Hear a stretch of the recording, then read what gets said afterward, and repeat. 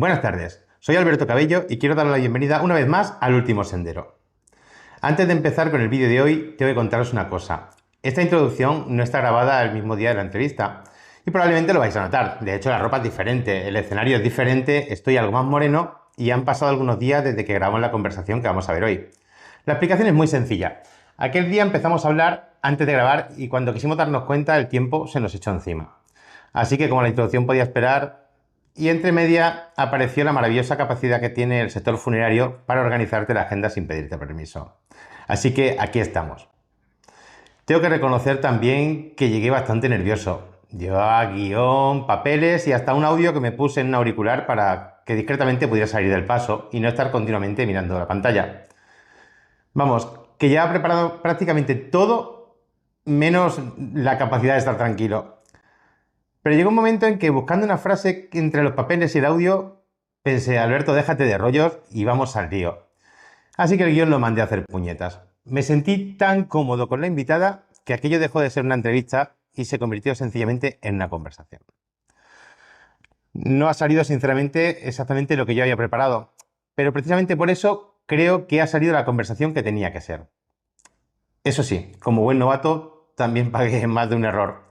Una de las tres cámaras perdió el plano de la invitada y se centró en mi cabeza. Y precisamente el día que me corté yo por correr el pelo y me dejé un trasquilón que más bien era una calva. Así que perdimos un plano, pero el desastre capilar ha quedado perfectamente reflejado. Algo es algo. Por suerte, lo verdaderamente importante no falló, la conversación. Hoy vamos a hablar de cuidados paliativos, pero también de cuidar, de acompañar, de sufrimiento, de dignidad y de familias. Y sobre todo de personas. Una conversación de la que yo aprendí muchísimo y que espero que vosotros también podáis aprender de ella y reflexionar. Así que vamos a ello.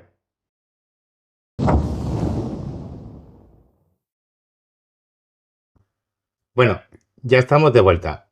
Y hoy tengo el enorme placer de darle la bienvenida a Marisa de la Ricas Queen. Marisa, muchísimas gracias por aceptar la invitación y bienvenida al Último Sendero. A ti por la invitación también. Marisa es enfermera especialista en geriatría, presidenta de la Asociación Española de Enfermería en Cuidados Paliativos, vicepresidenta de la Asociación de Cuidados Paliativos y una de las personas que lleva muchos años trabajando para mejorar la atención que reciben las personas y las familias cuando más lo necesitan.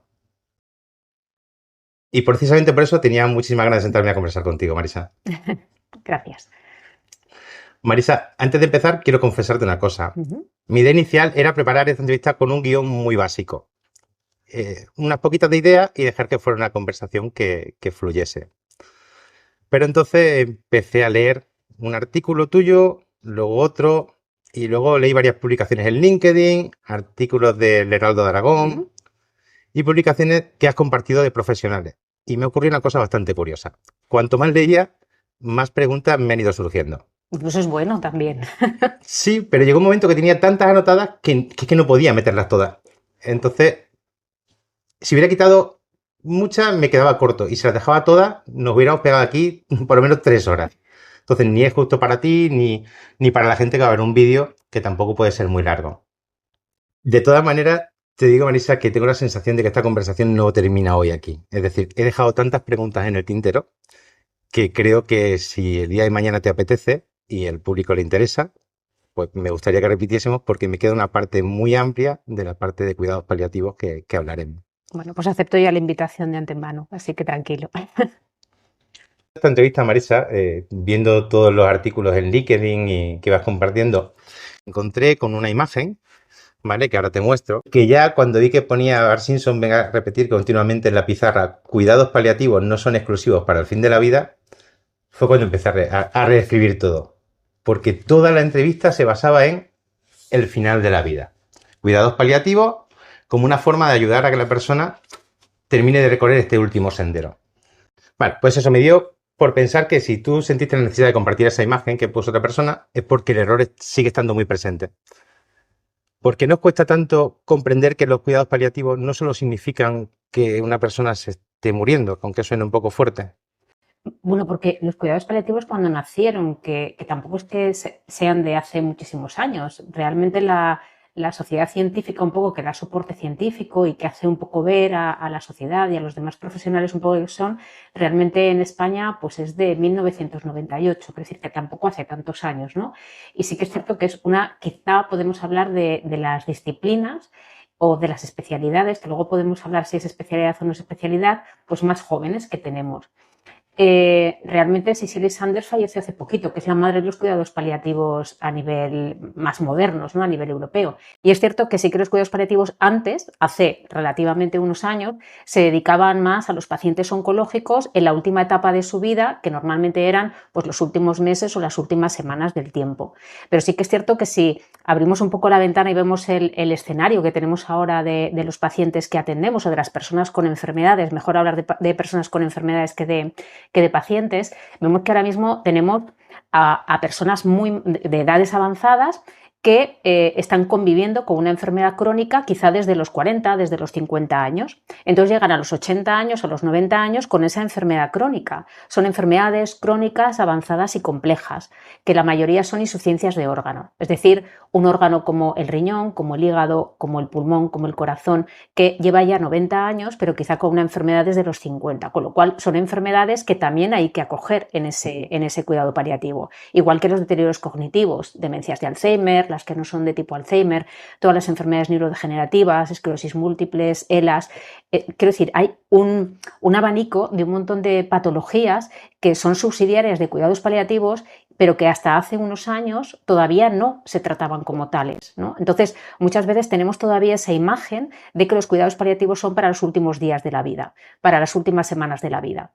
Sin embargo, cuanto antes entremos con la atención paliativa en esas enfermedades, mucho mejor. Está ya descrito, hay evidencia de que mejora la calidad de vida, de que da una auténtica seguridad y soporte a la familia, de que mejora muchísimo, sobre todo, el control de síntomas al final de la vida, en los últimos procesos, pero desde luego cuanto antes entremos con esa mirada paliativa, muchísimo mejor. Por eso muchas veces cuesta, porque a veces lo que se aprende, el reescribirlo, el reaprenderlo nos cuesta mucho. Entonces, a veces pensamos todavía, y si entramos en la sociedad y hablamos de los cuidados paliativos, antes lo estábamos comentando, es como decir, no, a mí los cuidados paliativos que no entren. Sin embargo, cuando entran, la gente dice, ¿por qué no lo habré...? A mí me lo han dicho muchas veces, ¿por qué no habréis venido antes? ¿No? ¿Por qué no habréis iniciado este proceso de cuidado, esta forma de atención antes?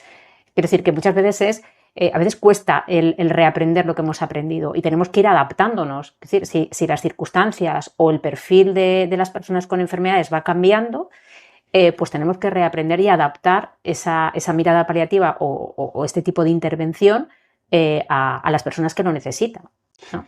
Es impresionante porque de las preguntas que he ido haciendo, es curioso que te estaba escuchando ahora y muchas de las preguntas que te voy a hacer van a volver casi a temas que acabas de tocar.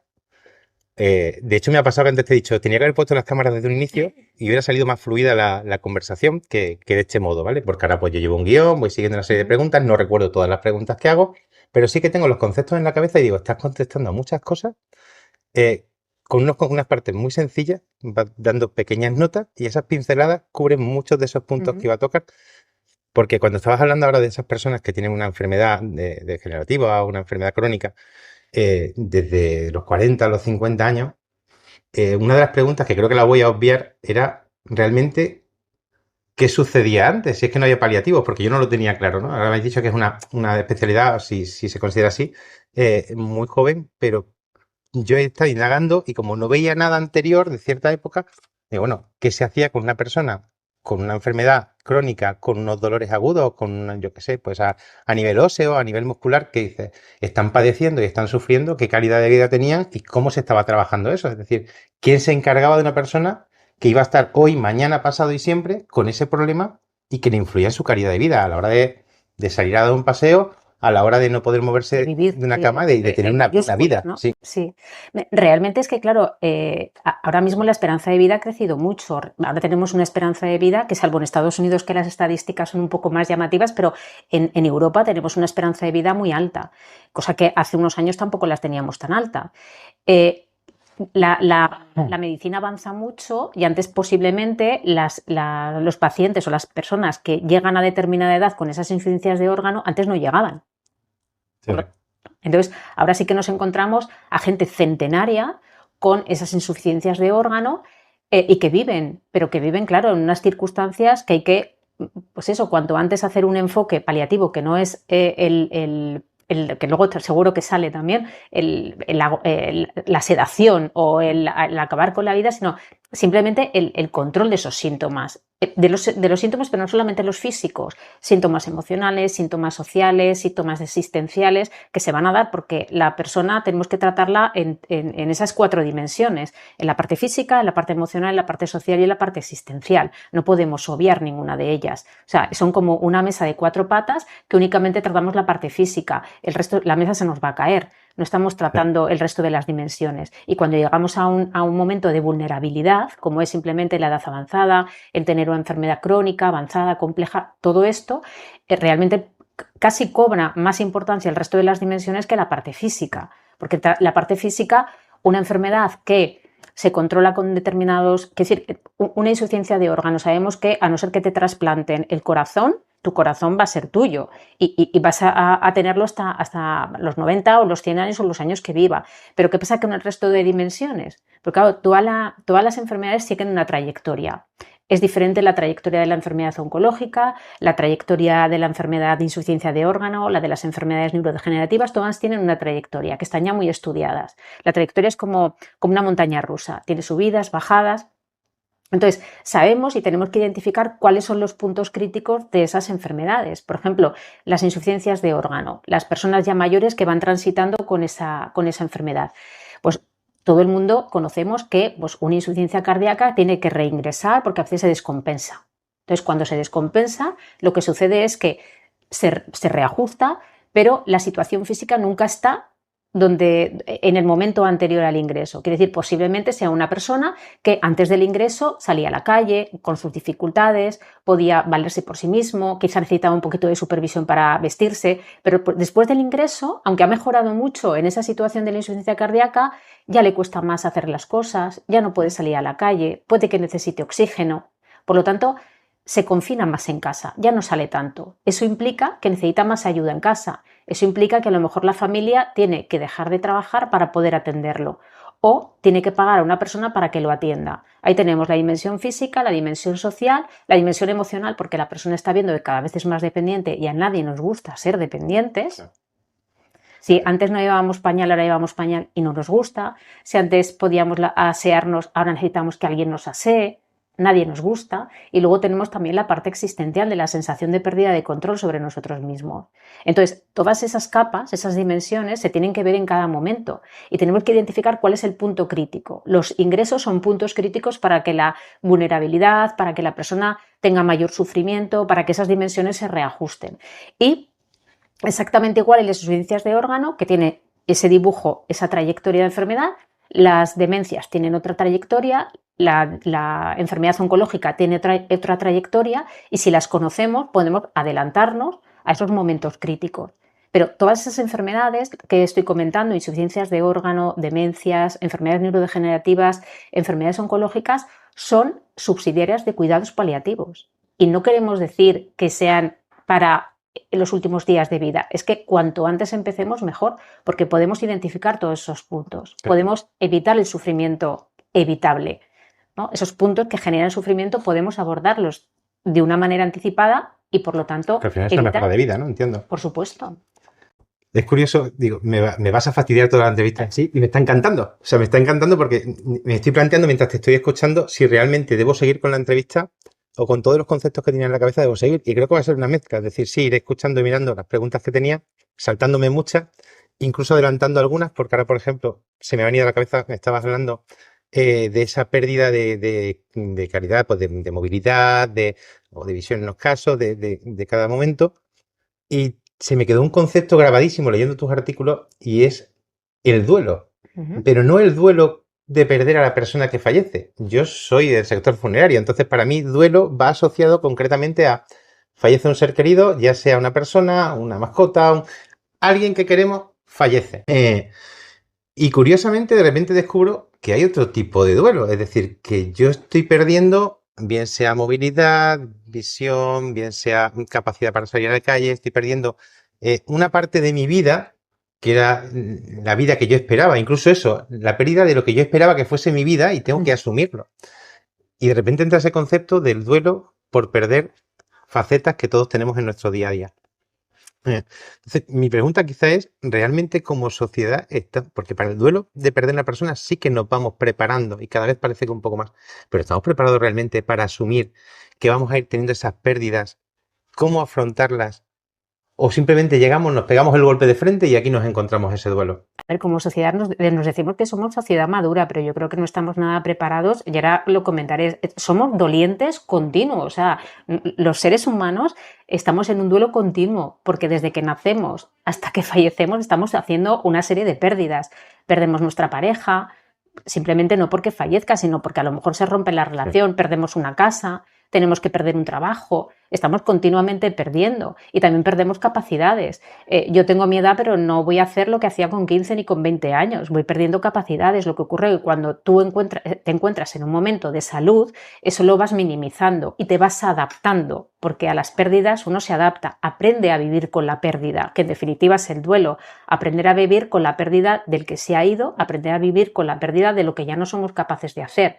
Le ocurre que llega un momento en que realmente las pérdidas son muchas y vemos que dependemos de alguien, ¿no? Esas pérdidas que vamos haciendo, las pérdidas de la capacidad para hacer lo básico, las actividades básicas de la vida diaria, como comer, como asearnos, como vestirnos, como ir al baño, hacer nuestras necesidades, autocuidarnos, ¿no? Sí. Eso ya lo vamos perdiendo, necesitamos a otra persona, ya el duelo se vuelve mucho más importante, porque es una pérdida de dignidad también para nosotros el que alguien nos tenga que hacer cosas, el ser una carga para los demás. Por lo tanto, esos duelos ya son mucho más difíciles de gestionar, ¿no? Pero ahora mismo lo que comentaba es que la sociedad ¿qué es lo que nos está diciendo? Que tenemos que ser perfectos, unos dientes blancos, sin arrugas, las mujeres no tenemos que tener canas, y eso a algunas les queda bien, otras no. Estamos con una serie de pérdidas porque son en definitiva pérdidas o cambios que la sociedad nos está presionando, que si lo haces es porque quieres. O sea, muchas veces, si tú con 80 años no tienes una agilidad ni tienes actividad, es porque no te has cuidado. Incluso hay esa presión de que un enfermo oncológico, que todavía hay presión ahí, es porque a lo mejor has hecho algo para estar enfermo, o a lo mejor no has hecho lo suficiente como para que el tratamiento te siente bien. Eso yo lo estoy oyendo todos los días, que es dolorosísimo. Ya bastante una persona tiene la presión con su enfermedad como para encima decir, es que a lo mejor no tengo una actitud positiva ante la vida. No, mira, es que las cosas no van así. O sea, duelos, somos seres humanos dolientes siempre, estamos en una serie de pérdidas que las tenemos que aceptar, que tenemos que aprender a vivir, que tenemos que gestionar y un poco aprender de nosotros mismos, generar herramientas para que nosotros mismos podamos sobrellevar esas pérdidas. Y va a llegar un momento en la vida en que esas pérdidas son más difíciles de llevar, porque necesitamos a otra persona, porque nos vemos ya, que sobre todo que ya se nos acabe el tiempo. Es decir, la vida es finita. Sí, sí. La vida normalmente en la sociedad es el carpe diem, que está muy mal entendido lo del carpe diem, y tenemos que aprovechar el momento y de todo, pero es que la vida es finita y se nos acaba. O sea, se nos acaba. Pero hoy día no lo asumimos, es decir, ¿No? De hecho, para mí, esto es una reflexión mía, no tiene nada que ver, o sea, no tiene ninguna base científica, pero yo siempre digo, cuando vienen la gente y se sientan conmigo en un despacho y hablamos del fallecimiento de alguien y hablamos de las edades, ¿no? Y una viuda o un viudo me dicen, no, es que yo ya tengo 96 años, ¿no? Y yo siempre les digo lo mismo, digo, yo no voy a llegar a los 96 años, digo, no sé si sois la generación que va a llegar Más longeva. más longeva por una sencilla razón, bajo mi punto de vista sencillamente. Primero, los medios sanitarios son mayores, pero coinciden con una vida más saludable, entre comillas, que han llevado y llegan, por decirlo de una forma más entendible, con el cuerpo en mejores condiciones. Yo, mi generación, estamos hechos polvo con 40. Polimedicados todos. Yo tengo 43 años y de lo que no tengo de un lado lo tengo de otro. Y digo, yo no voy a llegar a los 90. Y lo miro, pero lo miro en todo mi alrededor y digo, el que no está hecho polvo de aquí, está hecho polvo de allá, a nivel circular, o sea, a nivel vascular, a nivel... Digo, yo creo que no vamos a llegar. Y veo a esta gente con 90 y tantos años, entro en una residencia y hacen bromas cuando entra el de la funeraria, que digo, yo estaría así con esa edad. Y cuando me dicen, no, pierdo un poco la cabeza, te dice alguna señora, ¿no? Yo la cabeza me falla un poco. Y yo miro y digo, tiene usted 98 años, le falla un poco la cabeza, bienvenida sea, que está lúcida hablando conmigo, pero que tiene pequeños despistes que se le olvidan y que van trabajando Y me parece espectacular. O sea, yo no sé si realmente, desde el punto de vista sanitario, y esto no es una pregunta que te fuera a hacer, pero no sé si realmente desde el punto sanitario se opina así. Se ve que esta generación de ancianos de hoy día van a ser los más longevos, porque me parece espectacular. Yo creo que sí. A ver, sí que la pirámide de población, si la vemos un poco el evolutivo y lo que nos espera, por ejemplo, en 2035, que ya hay proyecciones de 2035, si la pirámide es una pirámide que es así, estrechita por la punta y más ancha es al revés. Quiero decir, tenemos ahora pues el baby boom, es lo que dentro de unos años va a ser de los 65 para arriba, de los 70 para arriba, ¿no? Sin embargo, es una base de la pirámide muy estrechita. Entonces, seguramente tendremos en un momento mucha gente de 70, 80 años, pero posiblemente, como dices tú, esta generación tan longeva no lleguemos a los 100 y pico, porque también hay que tener en cuenta el cómo llegamos. Muchas veces decimos, ay, la esperanza de vida ha crecido ya, pero ¿en qué calidad ha crecido? Porque muchas veces vemos los anuncios estos de proteínas y tal, que sale el abuelito llevando al niño, saltando y bailando. A ver, esa no es la realidad. Es decir, la realidad es que las personas con determinadas edades avanzadas no tienen una enfermedad crónica, sino tienen muchas. Y eso limita mucho la vida. Y limita la vida, las relaciones sociales, la actividad, todo. Y sobre todo porque cada enfermedad va a tener que llevar una serie de medicaciones y las medicaciones no son inocuas. Es decir, las medicaciones generan interacciones y algunas veces pues, tienen algunas afectaciones pues, a nivel físico también, o necesitan otro fármaco más para paliar el efecto secundario que provoca ese fármaco que estamos teniendo. O sea, somos polimedicados por esas enfermedades y en principio pues, hay un porcentaje pequeñito de la población que son longevos y con muy buena calidad de vida, pero hay muchos que, lógicamente, las patologías que tienen no se van a curar, necesitan su medicación y todo, pues lógicamente va a ir un poco en detrimento también de la calidad de vida y de la vida de la persona. ¿Claro? Con tu permiso voy a hacer una cosa, ya te digo, y no me importa ni lo sacaré en el vídeo incluso. Yo venía con mi pinganillo todo muy preparado, pero tengo aquí toda mi batería de preguntas escritas y tengo las preguntas que me están bailando por la cabeza, que tengo claro que quiero hacerte, pero como de todas tus frases en los artículos no me he quedado bien con todas, porque hay una frase, por ejemplo, que ahora me ronda mucho la cabeza, ¿no? Que hablabas de humanizarlo. Ay, ¿cómo era? Lo voy a buscar, por eso prefiero, para no buscarme, ponerme aquí, lo tengo aquí. Y me pareció importantísimo. Y te voy a preguntar, porque al final también eres profesora, con lo cual me interesa muchísimo no solo lo que estamos haciendo, es decir, qué estamos preparando para un futuro. Es decir, realmente paliativos, como decía, es una especialidad. Alguien se especializa en medicina, se especializa en enfermería, en paliativo, o es una parte, como diría yo, una asignatura que cubre una pequeñita parte, pero la gente no está especializada. Ahora te diré la frase que decías, porque te iba a decir si en esa parte realmente se prepara el profesional para ser humano. Que ahora te diré la frase que decías porque me pareció brutal. Y si realmente estamos capacitando a ese profesional para que salga a la calle y no solo sepa diagnosticar, no solo sepa tratar, sino decir, ese no es el de la 103, es Pepe y Pepe tiene una vida. Y tampoco es un tumor de pulmón. Efectivamente, también lo decías, no es solo un diagnóstico, es algo más, ¿no? Y esa parte me interesa, es decir, que la gente que sale de la universidad, realmente hay una especialidad, se está capacitando para ser más humana, y ahora después diré la frase, mientras tú comienzas a hablar, yo busco la frase. Pues yo voy a empezar diciendo que se ha abierto un melón. Has abierto un melón que es el de la formación de los profesionales. Cuidados paliativos no es una especialidad médica, no es una especialidad de enfermería, no hay asignatura en la carrera. No hay asignatura en la carrera, aquí en Aragón, ni en enfermería, ni en medicina, hay asignatura de cuidados paliativos, ni en trabajo social, ni en psicología, no hay asignatura de cuidados paliativos. Los profesionales salen sin saber cómo atender, cómo acompañar a una persona y a una familia en esas circunstancias. Es decir, se nos forma para una maniobra de reanimación cardiopulmonar, posiblemente a lo mejor un profesional pues a lo mejor ha hecho una o dos maniobras de reanimación cardiopulmonar en su vida profesional y dependiendo de los servicios que sean, pues seguramente más, pero bueno, podríamos decir eso, pero atender a personas y a familias al final de la vida van a atender desde el minuto 1 y no se nos forma, no tenemos ni herramientas personales para gestionar eso como profesionales, ni tampoco conocimientos profesionales. Y esto dirías, pero esto es en toda España, ¿no? Es que aquí depende. Es decir, hay universidades españolas que la asignatura de cuidados paliativos, hablo en enfermería, ¿no? Es obligatoria de 6 créditos, que eso quiere decir que son muchas horas de formación, tienen formación teórica y formación práctica. Hay otras, como por ejemplo Aragón, que no tenemos. Y yo me he peleado mucho para que se incluya. Y afortunadamente en el siguiente plan de estudios, que empezará dentro de 4 años, ¿Sí? pues se incorpora una asignatura de 3 créditos obligatoria en enfermería. Pero ha costado mucho justificar la necesidad.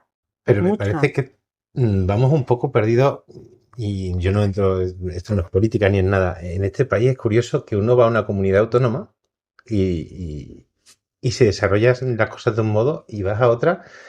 Y si encima se ha visto desde la experiencia que es necesario y ya se está utilizando aquí, ¿por qué no lo utiliza aquí? Es decir, me parece muy fuerte que paliativo, después de todo lo que he ido leyendo, digo, yo estaba muy pez en paliativos, te lo he dicho antes de comenzar la entrevista, he hablado con amistades que son enfermeras, y es que nadie sabía decirme realmente la diferencia entre paliativos y la enfermería normal dentro del hospital, sobre todo personal que trabajaba en planta en hospital. Y con quien más confianza tenía, digo, pero por favor, dame pistas porque tengo que hablar con una persona que está muy puesta en esto, que es que eso. Digo, y voy pez. Decía, bueno, Alberto, es enfermería, es enfermería. Dice, lo único es que la persona ya pues está en el final de la vida y hay que ayudarle a que no sufra en ese final de la vida. Y yo te leía y decía que eso no es paliativo, ¿vale? Digo, o sea, no estamos hablando de final de vida, no estamos hablando solo de aliviar sufrimiento, estamos hablando de personas, estamos hablando incluso de cuidar al que cuida, como hablábamos antes, de esas familias que de repente su vida cambia porque entra una persona con un trastorno crónico, o sea, con una enfermedad crónica, o entra en ese final realmente en el que no hay nada que hacer, como se suele decir, que a mí ya lo borro de mi Sí. vocabulario, ¿vale? Y de hecho es una de las cosas que tenía aquí, que para mí ya no hay nada que hacer. Y es lo que me han dicho a mí en los hospitales, cuando una familia me ha llamado para preguntar algo y me dicen del hospital, no, como ya no hay nada que hacer, pasa a paliativos. Eso es muy cruel, ¿eh? Es una frase, desgraciadamente se dice y se dice mucho, pero es tremendamente cruel, es un jarro de agua fría para la familia y para la persona también, ¿eh? Pero quiero decir, lo que has comentado de la asignatura, ¿no? Es que lo más triste de todo es que hay equipos específicos de cuidados paliativos. Aquí en Aragón, hablo de Aragón, porque es que son, antes decía de diferentes provincias, pero luego es que depende del código postal, también hay diferencias. O sea que iguales no somos a la hora de los recursos. Entonces, tenemos unas diferencias importantes, pero, por ejemplo, en los equipos específicos de cuidados paliativos en los que hay médicos y enfermeras, trabajadores sociales en algunos, psicólogos en algunos, en otros no, que debería ser equipo completo, pero no, hay médicos y enfermeras seguro que hay, pero el resto de profesionales desgraciadamente no los hay. Bueno, pues no es necesario tener una formación. Es decir, tú puedes tener un máster, puedes tener una especialidad, puedes haber estado rotando en diferentes provincias, pero no estar trabajando en paliativos porque aquí en Aragón no se requiere ningún perfil específico para trabajar. No te van a exigir. Llegas y te enfrentas a eso, que además es una realidad. Ya no solo hablamos del tratamiento con la familia, es que creo que hasta para el profesional. Total. O sea, al final, psicológicamente, como afrontas un tipo de trabajo u otro.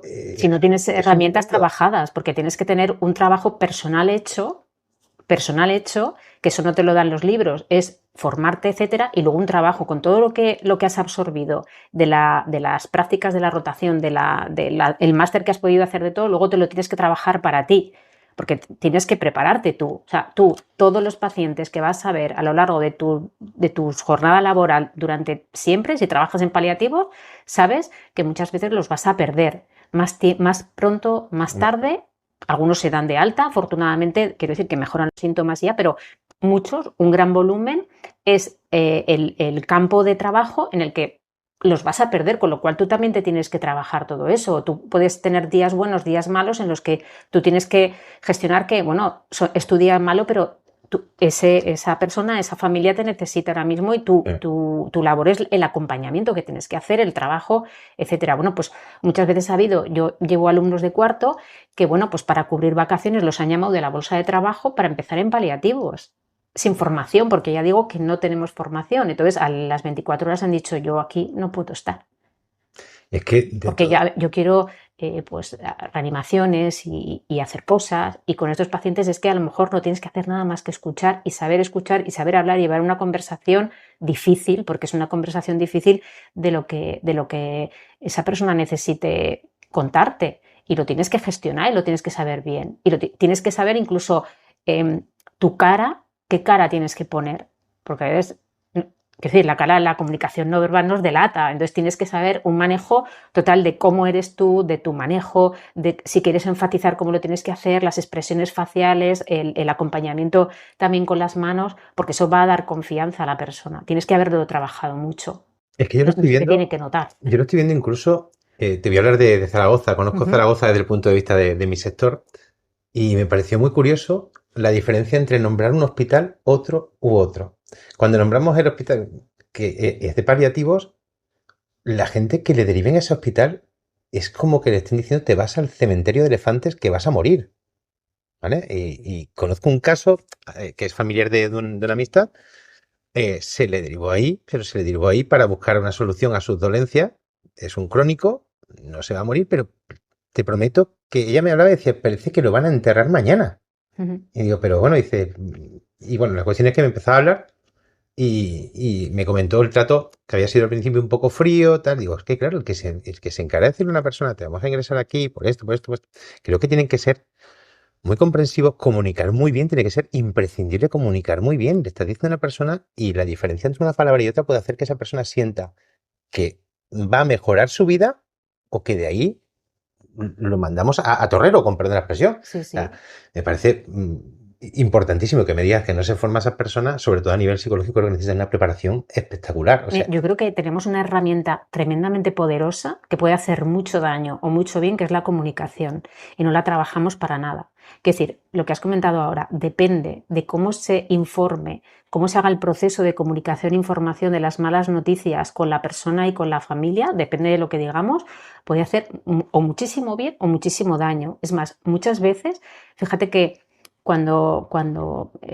pues a lo largo de mi vida profesional, ¿no? Que acompañas a muchísima gente al final de su vida, en el momento último del final de la vida, lo que te repiten de forma continua es que el médico nos dijo, cómo nos pudo decir de esa manera. O sea, no se acuerdan de otra cosa más del cómo se comunicó y con una sensación de sufrimiento, de cómo se comunicó, cómo se les dijo eso. Fíjate que podía haber utilizado otras palabras. O sea, para que al final de tu vida realmente lo que le des más importancia y repitas y te genere a ti más sufrimiento es como te informaron de la noticia. es Fíjate, que, que influye muchísimo. Por eso sigo obsesionado con la frase, además que la tienes en varios artículos, humanizar lo que ya debería ser Te humano. lo iba a decir ahora, digo, Vale. imagino que era Ya eso, está. claro. Y es que a mí eso me marcó muchísimo, te lo prometo. O sea, y quizá me la leí antes de ayer, quizá eran las 2 de la mañana, cuando llegué a esa frase, ¿vale? Yo iba tomando notas, tomé muchas notas de audio y dije, humanizar lo que ya debería de ser humano. Digo, tan mal realmente, pero bueno, ya me lo has contestado realmente eso, pero no quería dejar esa frase porque fue de estas frases como la de Bart Simpson, que han sido frases que han marcado las pautas para esta entrevista, que venía muy nervioso y todo muy apuntado y al final me la voy a saltar a la torera porque tengo tantos conceptos y tantas cosas que quería realmente conocer que me vale con eso. De hecho, ahora estábamos hablando y a mí me estaba viniendo continuamente a la cabeza el tema de, vale, en paliativos también hay niños, Claro. ¿vale? Siempre hablamos como que cuando es un niño, psicológicamente el profesional, en nuestro caso siempre nos lo dicen. Yo cuando me entrevistaron para entrar a este sector, que yo no estaba en este sector antes, me dijeron, ¿y si te toca un niño, Alberto? Y yo dije, y me paré y yo soy muy de pensar las cosas y me acuerdo que les dije, pero es que quizá el problema mío no va a ser el niño, es cómo hablo yo con esos padres. Mi problema no va a ser, el niño ha fallecido y lo voy a sentir mucho y pobrecito, Ujú. ha pasado, igual me van a decir que ha pasado por una enfermedad, que ha sufrido y pobrecito, pero ¿y los que vienen detrás? El otro día me sucedió una cosa y no tiene nada que ver con esto, ni le voy a meter en la entrevista, pero me tocó atender a una familia que había perdido una hija de 30 años, ¿vale? Esa familia nos llama, decide contar con nosotros y yo intento ser lo más empático con la familia, tratarle y suena el teléfono de otra empresa, cualquiera, y le empiezan a hablar de la posibilidad de cambio, como el que vende un coche, que te cambie 24 meses.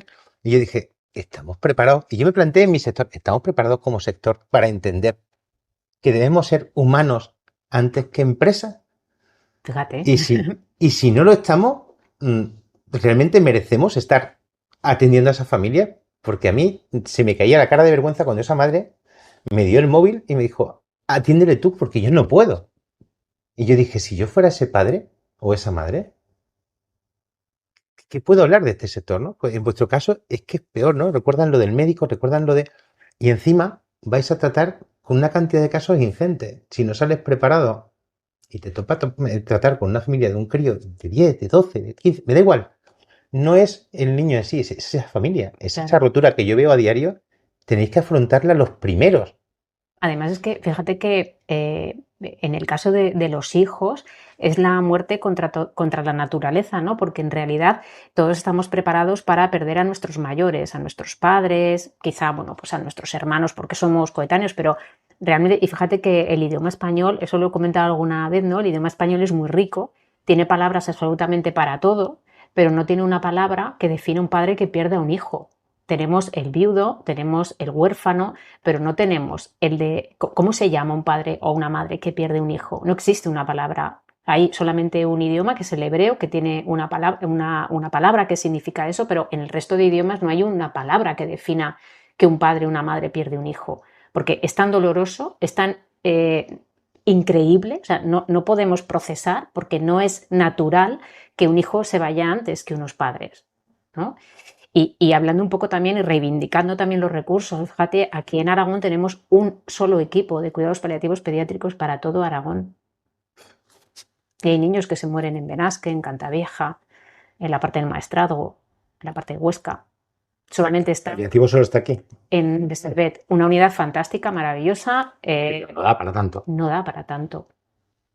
No da para tanto. Y volvemos a lo mismo. Encima será fabulosa, será maravillosa, pero los profesionales se han ido haciendo dentro, es decir, se han ido cocinando. Se han ido cocinando. Entonces, cuando ya estaba el plato en la mesa, es decir... Y son profesionales tremendamente formados porque además se han ido a formar a uno de los mejores hospitales de cuidados paliativos de Madrid, con uno de los mejores profesionales de España, referente en Europa, etcétera, etcétera, pero se han trabajado a sí mismos. Es decir, al principio cuando no teníamos una formación básica, es decir, cuando las pediatras que están ahí terminaron su carrera, pues no tenían formación en cuidados paliativos porque no existe la asignatura, ¿no? Entonces se han tenido que formar y formar ellas mismas, que es un esfuerzo también del profesional, porque es una inversión de tiempo, de esfuerzo también para que uno se forme.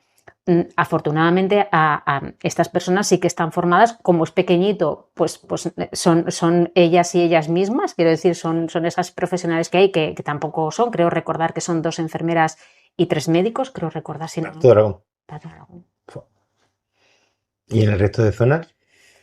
Bueno, pues se reparten ellas, ¿eh? No sé cómo lo hacen, pero... O sea, que gestionan fuera, no es que los derivan, perdón, no es que van, sino que... Porque los niños que fallecen quieren estar en su casa. Es que es normal.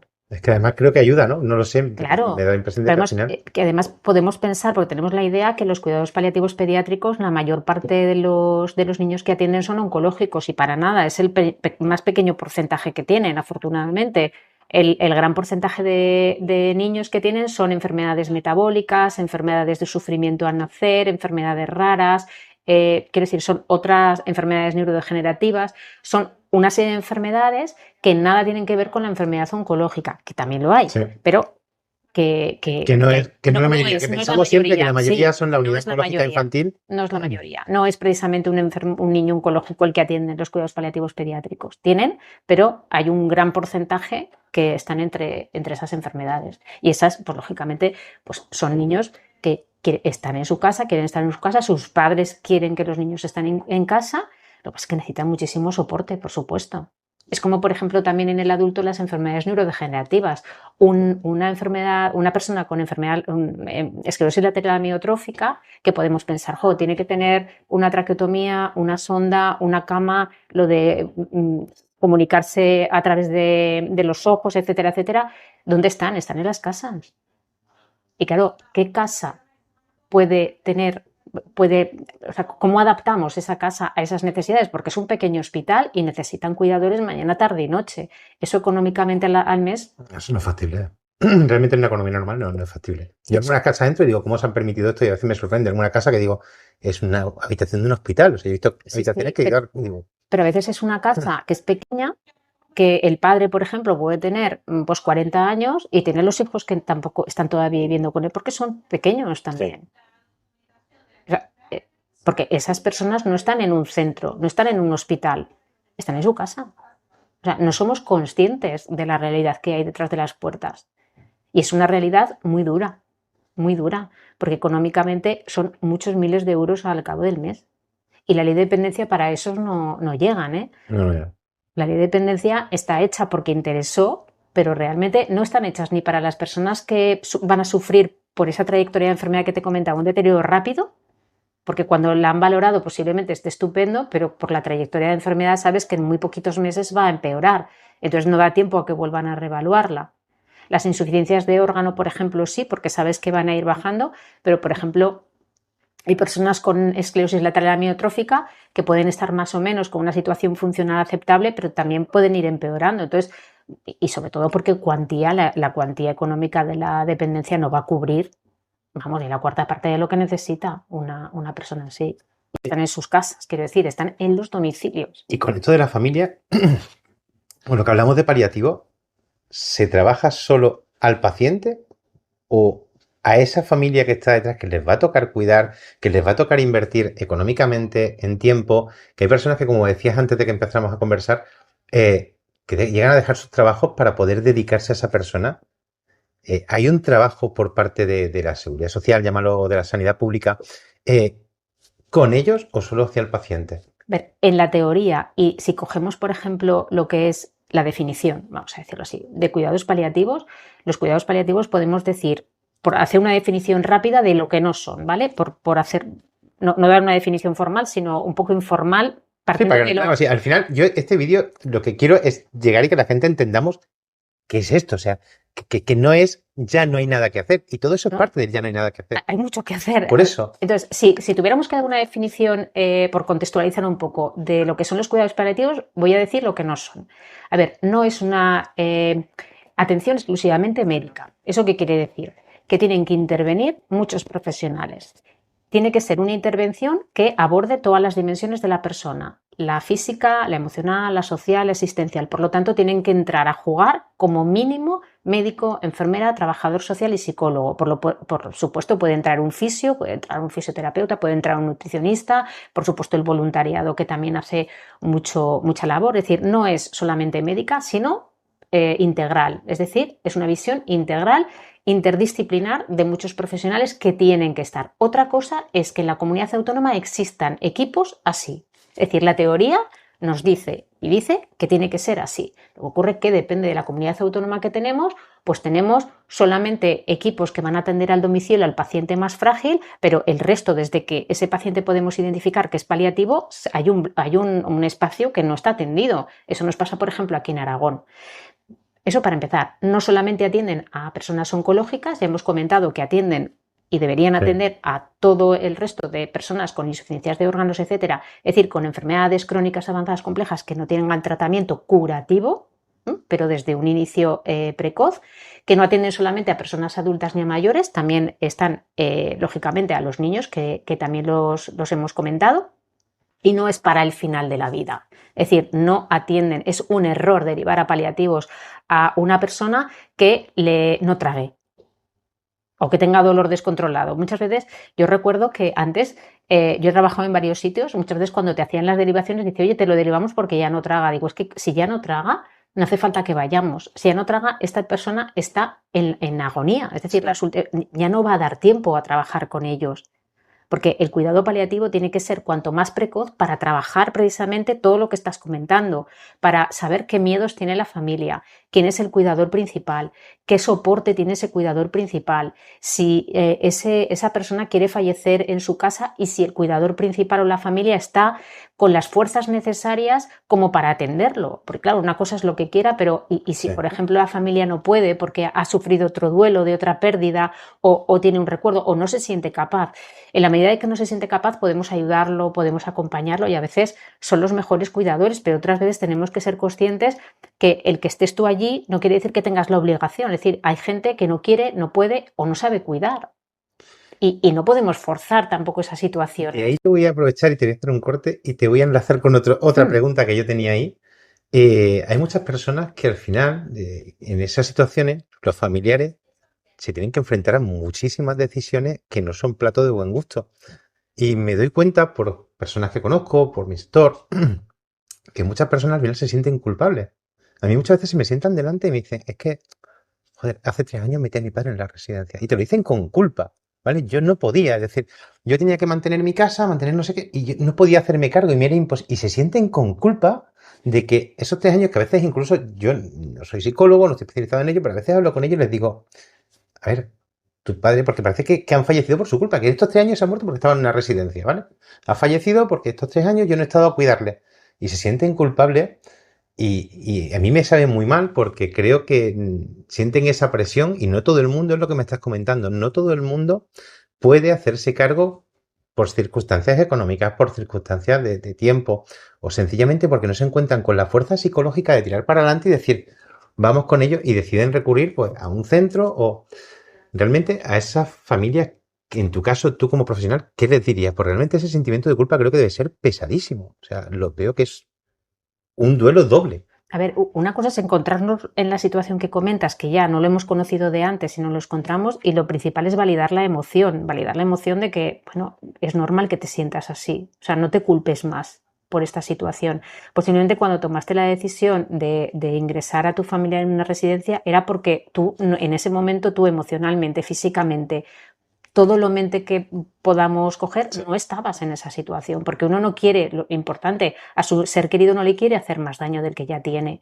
pero puede que te sientas culpable. Bueno, pues vamos a validar esa emoción de que, oye, pues normal, o sea, es normal que te sientas culpable, es normal, pero otra cosa es que es normal que te sientas culpable, pero no eres culpable de eso. Tenemos que analizar el cuándo tuviste o decidiste que no podías atender a tu familiar en casa, que tú estabas pensando lo mejor para él, porque tú no te sentías ni con fuerzas, como has comentado, ni emocionalmente, ni físicamente, ni económicamente para poderlo atender. Es decir, muchas veces ya vale de echarnos culpa encima. Si hemos tomado esa decisión, seguramente que la hemos hecho con todo el dolor de nuestro corazón, pensando sobre todo en que yo no soy capaz de cuidarlo porque es que no me siento capaz en ninguno de nada, ni físicamente ni con conocimientos, y por eso tomé esa decisión. O sea, lo hiciste pensando no en ti, sino en que tu padre o tu madre tenía que estar mejor cuidado. Ese validar la emoción, no vamos a echarle más. Y sobre todo, pensando sobre todo en eso, en que una persona cuando toma una decisión la hace pensando en el otro. Sí. Otra cosa es que lo conozcamos de antes, que entonces ya nos da tiempo a trabajar. ¿Qué es lo que quería tu familiar o qué es lo que quiere tu familiar? Lo que comentamos antes de la planificación. Sí. ¿No? No son las decisiones anticipadas, es planificar. Y la planificación es, pues eso, planificar día a día, momento a momento, según cómo nos encontremos. Pues ha llegado el momento en que tenemos que pensar si entrar en una residencia o no, tenemos estos recursos, nos sentimos todos capaces, porque a lo mejor el familiar siempre piensa, yo no quiero ser una carga para mis hijos, yo no he querido nunca estar en una residencia, pero sé que ahora no me queda otro remedio y buscando alternativas de todos los recursos que tengo a mi alcance, no tengo más que ir a la residencia. Bueno, pues lo vamos a hacer, pero sobre todo pensando en que lo hacemos convencidos de que no es lo que yo querría, pero lo quiero hacer, yo no quiero ser una carga para mi hijo ni que sufra más de lo que ya está haciendo, que lo está pasando mal, y elijo también hablar con el padre, es que a veces tampoco hablamos entre nosotros. Sí. La comunicación que hablábamos antes, al final falta... O sea, hablamos con un tercero, pero no hablamos con lo nuestro. Ya la conspiración de silencio es muy típica de nuestra sociedad mediterránea, pero ya no estamos hablando de la muerte o de que es que a mí no me han dicho que tengo una enfermedad, sino de toma de decisiones. Las tomas de decisiones tiene que ser una toma de decisiones compartida con el familiar, con el profesional y con todo. Esa parte que hemos hablado tú y yo previa a empezar a colocar las cámaras y demás, la parte en la que me has hablado de esa parte del historial, bueno, o de, no sé cómo la has llamado, creo que era historial, que no es solo la enfermedad, el diagnóstico, sino en el tal cual va avanzando la enfermedad con ese profesional, el poder ir diciéndole, pues, estas decisiones que yo realmente quiero tomar. Es decir, el cómo quiero vivir esa dolencia, ese tiempo, y ya no solo cuando no esté lúcido, sino ahora que mientras el qué quiero hacer, ¿no? Y me ha parecido espectacular porque yo desconocía completamente que eso en la parte sanitaria existía. Es decir, para mí, este señor, este doctor, esta doctora, esta enfermera, este enfermero, que entra al ordenador, pone el diagnóstico, también yo no paso por esa etapa de la vida, pero pone el diagnóstico y lo que ha visto y se han sacado. Pero claro, resulta que hay una herramienta que te permite que esa persona decida qué quiere hacer. Sí, por ejemplo, está en la comunidad, ya hablamos de las diferencias entre comunidades autónomas. Pues, por ejemplo, en Cataluña se llama Planificación Compartida de la Atención, PCA, que se puede buscar.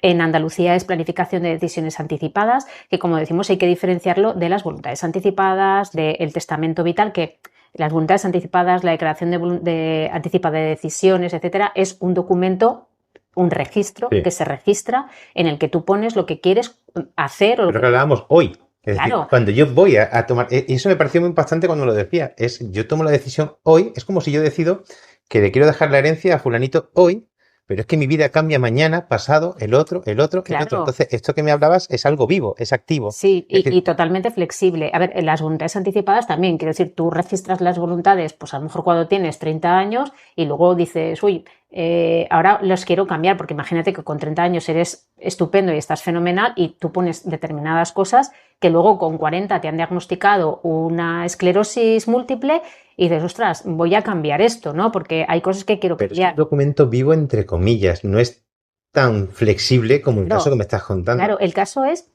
las voluntades anticipadas, el documento que hemos dicho, normalmente la gente lo hace estando bien, ¿no? Luego también hay gente que cuando le diagnostican algo, pero esto que te estoy comentando empieza un poco el proceso cuando ya tenemos una enfermedad. Y vamos a ir hablándolo con nuestro médico, con nuestra enfermera de referencia. En esas comunidades autónomas hay un episodio, un apartado, que es como cuando tú vas a la consulta externa de reumatología, que te abren un episodio, pues esto es de planificación compartida de la atención. Y se dice, la persona es conocedor de su diagnóstico, de su pronóstico, de su situación. Hemos decidido que queremos hacer esto, que él quiere estar en su domicilio, pero en el caso de que no sea posible, quiere estar cuidado en un centro sociosanitario, por ejemplo, que la persona interlocutora, cuando no pueda, por ejemplo, expresarse, puede ser su familiar, que es decir, se planifica todo, y también esas decisiones que pueden ir cambiando. Porque, claro, a lo mejor a ti te han puesto un tratamiento que está bien y dice, mira, pues ahora la planificación pues va a ser más flexible, ¿no? O dice, bueno, pues puede ser incluso que se quede como en stand-by la planificación, porque, bueno, pues me han puesto un tratamiento y me va bien, a lo mejor el tratamiento luego falla o progresa la enfermedad, y entonces volvemos otra vez a retomar, ¿no? Porque y vamos a ir viendo un poco la dinámica de esa enfermedad y la toma de decisiones y el cómo esa persona, lógicamente, va dialogando con ese profesional y puede tomar decisiones sobre su enfermedad y sobre su vida, que es lo más importante, ¿no? El registro de las voluntades anticipadas, aparte tú registras pues, si quieres ser donante de órganos, si quieres la eutanasia, si quieres pues, muchas veces fallecer en el hospital, etcétera, pero es como un poco encorsetado o limitado a determinadas cosas y eso se registra y ya está, pero esto es como mucho más flexible. Aquí en Aragón no tenemos eso. A ver, no tenemos eso porque nadie se ha puesto a decir, oye, esto es prioritario también o esto deberíamos implementarlo. Pero entiendo que quizá se terminará implementando, esperemos que con poco tiempo, porque bueno, si se va probando en otros sitios y realmente se ve, yo voy a lo mismo, es decir, cuando algo funciona, ¿cómo somos tan tercos que se prueba en un sitio y funciona y no lo implementamos? Y sin embargo, vemos otros temas, a nivel de enseñanza, por ejemplo, que fracasan en otros países y después lo implementamos aquí, pero vamos a ver.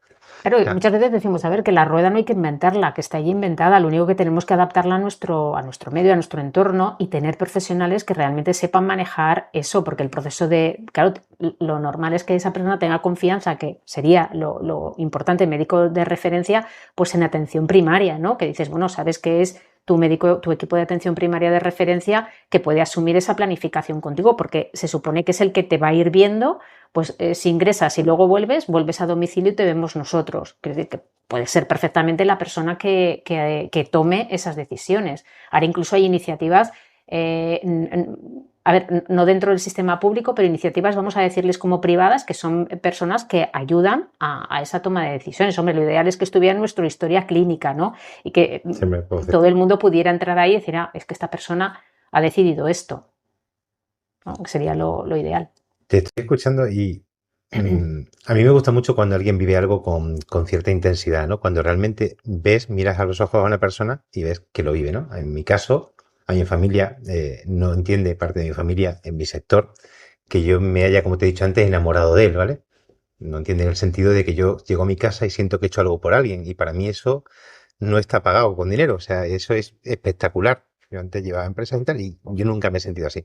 Y te voy a hablar, y hablas con una pasión de todo ello, lo vives, lo sientes, y de esa pregunta no la tenía, pero la pregunta más sencilla de todas es, ¿por qué, Marisa? ¿Por qué paliativo? Porque, a ver, primero me apasiona y segundo, he visto cómo mejora la vida de las personas y de la familia cuando entra en un domicilio y mejoras ese momento tan sumamente difícil. Como yo siempre me he dedicado a lo que es el final de la vida, de las últimas semanas sí, semanas de vida de la persona. ¿Cómo mejora cuando en esas semanas has controlado los síntomas, la familia se queda tranquila, has conseguido cerrar etapas de la vida de la persona, que esa persona se haya podido despedir, que haya podido hacer una relectura de su vida en el tiempo que has estado en los domicilios? Las muestras de gratitud increíbles que luego te da la familia diciéndote gracias porque no me sentía capaz y me he sentido capaz. O sea, como he visto que funciona, cuando una cosa funciona, tú la quieres vender y decir, es que esto funciona, pero funciona siempre y cuando tengamos los recursos profesionales, formación, unos recursos completos, es decir, médico, enfermera, lo que he dicho, ¿no? Trabajadores, no que en unos sitios sí o un poco de esto, un poco del otro. Cuando funciona algo, cuando tú ves que funciona, es que tú lo quieres vender. Es decir, ¿cómo no nos damos cuenta? Bueno, es que es impresionante. Y porque es que yo es el momento en el que a nivel profesional me he sentido más desarrollada como profesional y como persona, ¿eh? Porque aprendes de ti, aprendes de las personas, aprendes cómo una persona en el final de la vida, cuando más vulnerable es, cómo puede, o sea, trascender casi. O sea, cómo te enseña.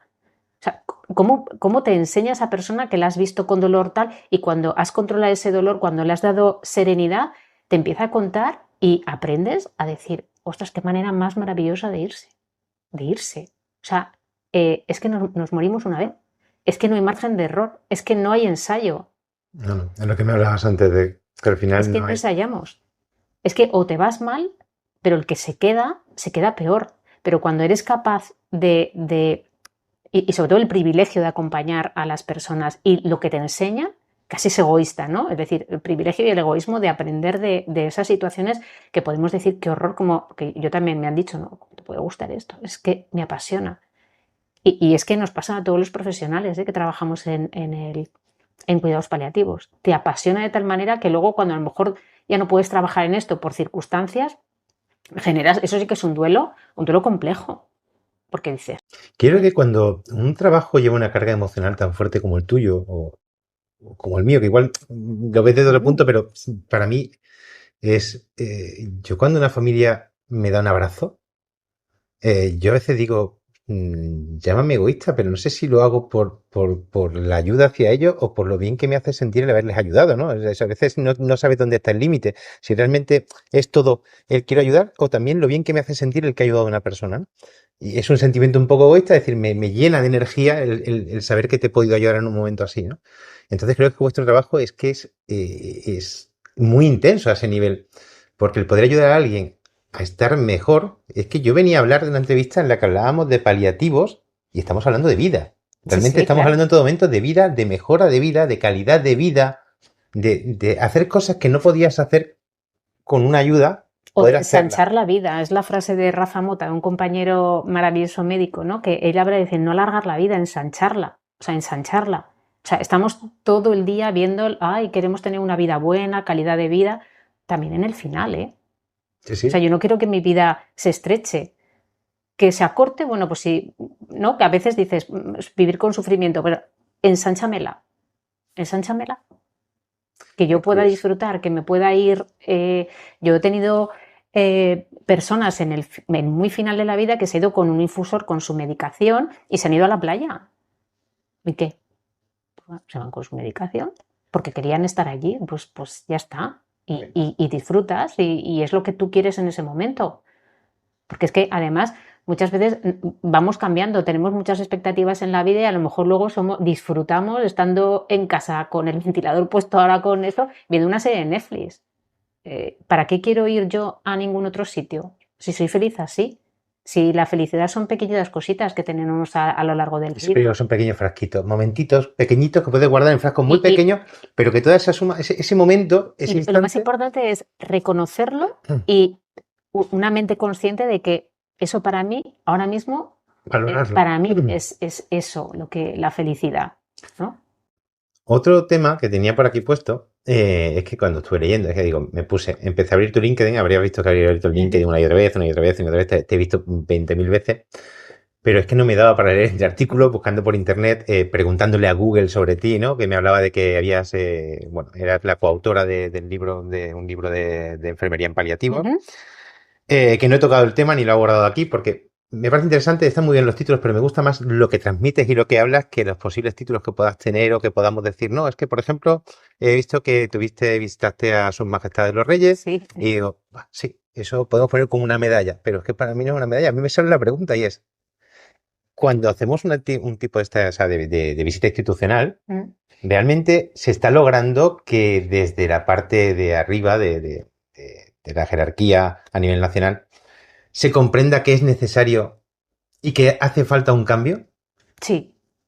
Sí, sí, yo creo que sí, porque siempre parece que los cuidados paliativos hemos estado un poquito silenciados o que no se nos vea mucho, pero yo creo que se tiene ese desconocimiento que comentábamos antes, ¿no? Tenemos que ponerlo encima de la mesa, tenemos que dar, mira, esto sí que son los cuidados paliativos, esto no, y luego si además fue además Casa Real quien nos dijo queremos que vengáis y que nos contéis qué hacéis, qué es esto de los cuidados paliativos, qué es la sociedad científica, con lo cual ya es decir, bueno, nos han escuchado, ¿no? El que luego se consiga una cosa u otra, por lo menos se ha hablado de cuidados paliativos. Y Sí. seguramente esos días cuando salió la noticia la gente buscó los cuidados paliativos. Y estamos además que desde la sociedad científica somos muy pesados en decir que que los cuidados paliativos, esto no es cuidados paliativos, que siempre estamos un poco bastante machacones. Desgraciadamente llevamos muchos años repitiendo lo mismo. Algún día pues calará, ¿no? Lo que decíamos antes, los cuidados paliativos no son pues como Barbie Simpson, ¿no? Sí, Somos un poco y de repetitivos a hecho ver veo que si te van algo a poner vez. un trocito fijo en el periódico para escribir, porque al final vas cambiando los artículos, pero hay conceptos que se Sí, repiten, se claro. repiten. Y para mí era muy fácil ir leyendo y decir, otra vez este concepto, otra vez este concepto. Digo, y lo repite como en el cristianismo el Padre Nuestro, una vez, otra vez, otra vez, otra vez. Que por cierto, perdón, que no quiero corregir, de hecho, la jerarquía, iba a decir los estamentos públicos, pero se me da a mí de Sí. la cabeza. Pero repites una y otra vez ciertos conceptos y a mí me encanta, porque es eso que te hablo de la pasión por algo. Es que tienes tan claro que quieres transmitir eso, Claro, que si muchas ya te veces querían... no hay que inventar nada nuevo, simplemente es decirlo pues, en lo que, a ver, yo escribo un poco de lo que sé, de lo que no sé, pues no voy a escribir, pero sí que es cierto que en todo lo que escribo siempre lleva como un elemento común, Sí, ¿no? Y siempre es un poco reivindicar lo mismo. Luego, por ejemplo, también en cuidados paliativos, pues estamos con el Ministerio trabajando a nivel de enfermería, por ejemplo, en el marco estratégico de cuidados. Pues somos una sociedad que pedimos estar allí porque pensamos que realmente esto que comentábamos antes, ¿no? Especialidad, formación, etcétera, sí. queríamos que estar en ese marco estratégico de cuidados donde estamos pues todo lo que son los profesionales de enfermería. Entonces, hemos ido trabajando a pico y pala, y yo creo que también es bueno, ¿no? Que se nos vaya viendo y que la gente conozca y que ya no suene que eso de cuidados paliativos, por lo menos que suene, pero no por nosotros, sino porque estamos en otras cosas, porque vamos saliendo, no sé. La verdad que se me está haciendo muy ameno, demasiado ameno, estaba mirando la hora en la tablet, porque tampoco quiero extenderme demasiado. Primero por un motivo, porque creo que si me paso metiendo información, a la gente se le va a hacer pesado. Yo estoy disfrutando como un enano y te digo que te prometo que me he pegado aquí y ya está.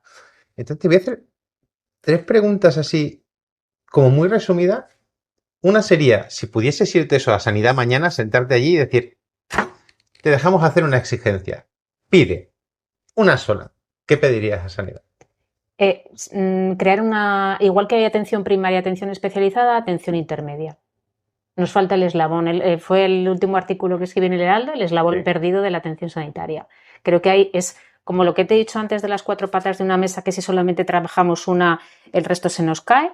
Pues aquí, ahora mismo, y tal como vemos la previsión de la pirámide poblacional, cómo están las enfermedades, etcétera, nos falta ese eslabón. Un eslabón que una. O sea, tenemos más población que necesita atención en esa parte intermedia que en la especializada, o sea, el hospital es de atención de agudos, no es atención a crónicos avanzados, etcétera, y luego tiene la atención primaria que ya bastante tiene de sobrecarga, como para todo esto que está en medio, donde lo metemos, ¿no? Entonces, hace falta ahí ese eslabón.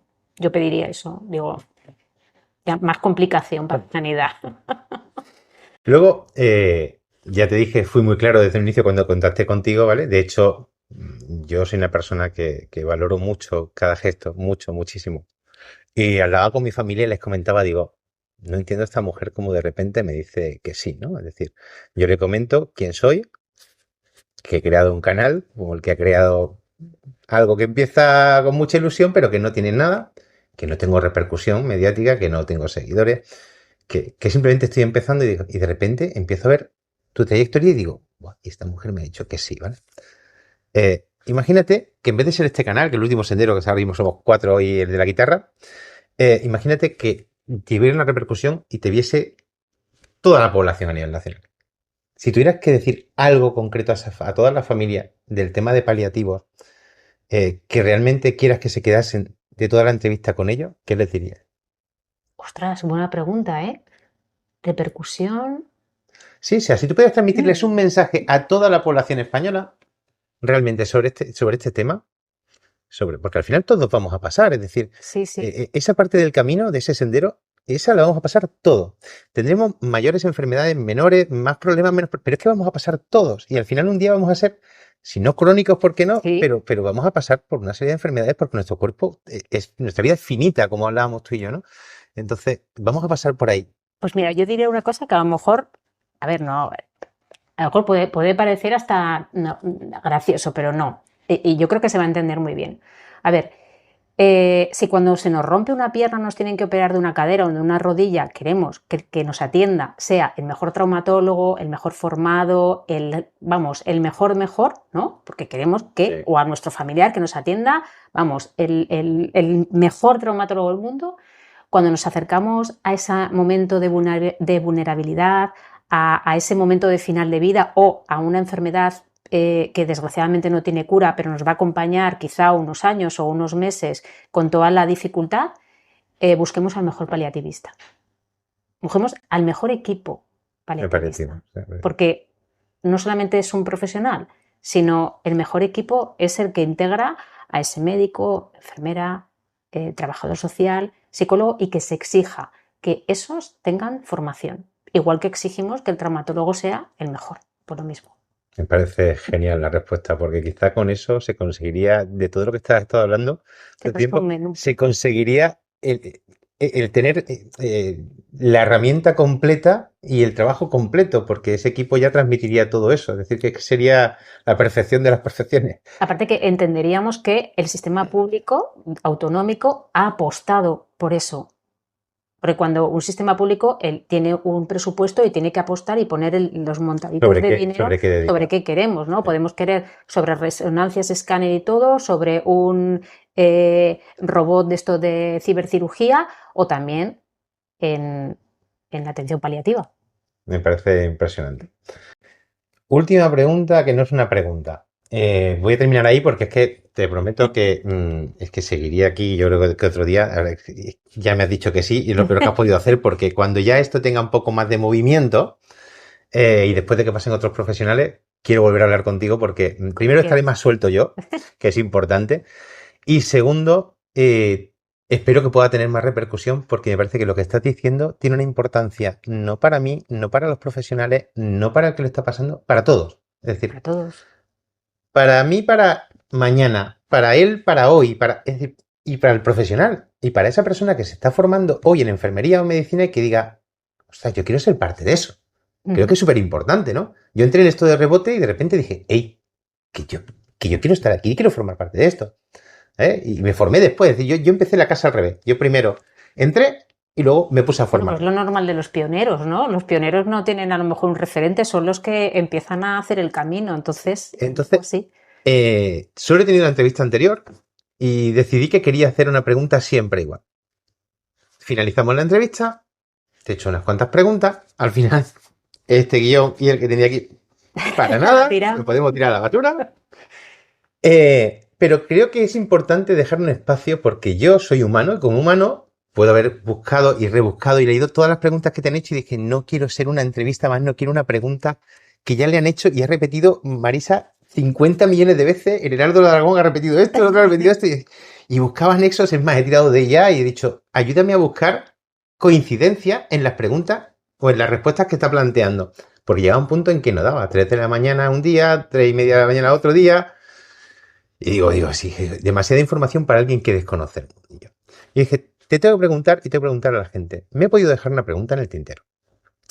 O simplemente puedes tener ganas de decir algo, comunicar algo. Y creo que es bueno al finalizar una entrevista decir, oye, te dejo un hueco, un momento. Si quieres decir algo, transmitir algo, me he dejado una pregunta que tú digas, es que es importantísimo en esto algo y nos lo hemos dejado aquí. Pues es tu momento, Marisa. El micro es tuyo. Bueno, yo creo que, y un poco también de reflexión de todo lo que hemos hablado, ¿no? Solamente nacemos una vez y solamente vamos a morir una vez. Tenemos que exigir que ese momento lo podamos planificar, que nos acompañen profesionales que sepan acompañarnos. Y hablando de acompañamiento, no solamente estar con, sino el estar con es el atendernos, el acompañarnos, es ser capaz de detectar que estamos mal, tanto la familia como la persona enferma, ¿no?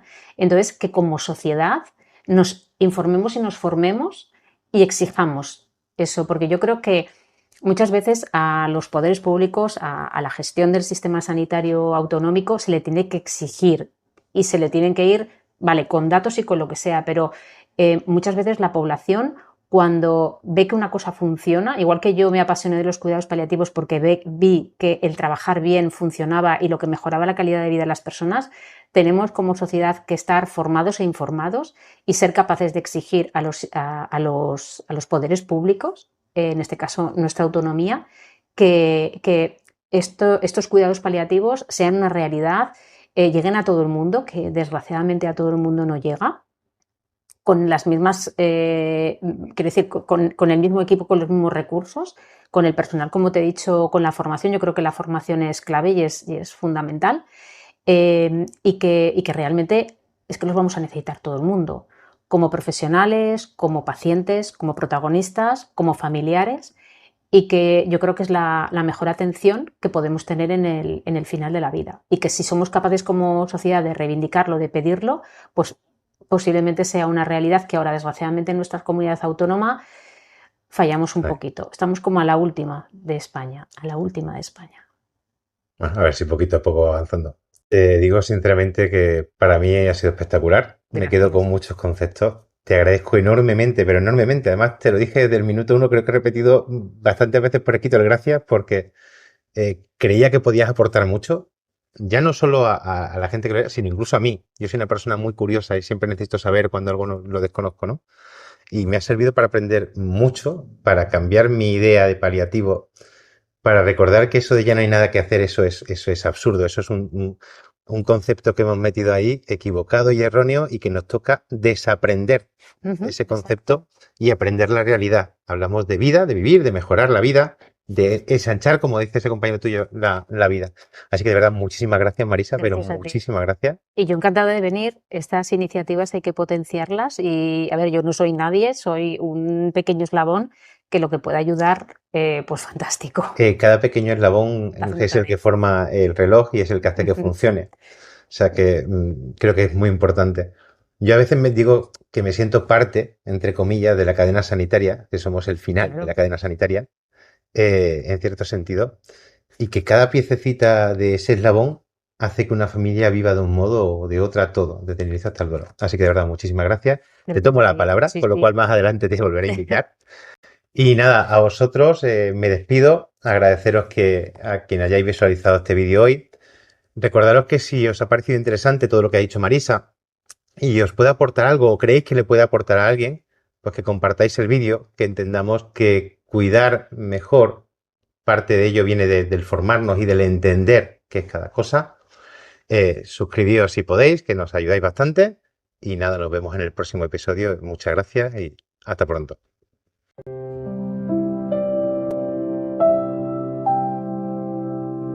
Porque todos llegamos, pero pocos se preparan. Nos vemos en el próximo vídeo.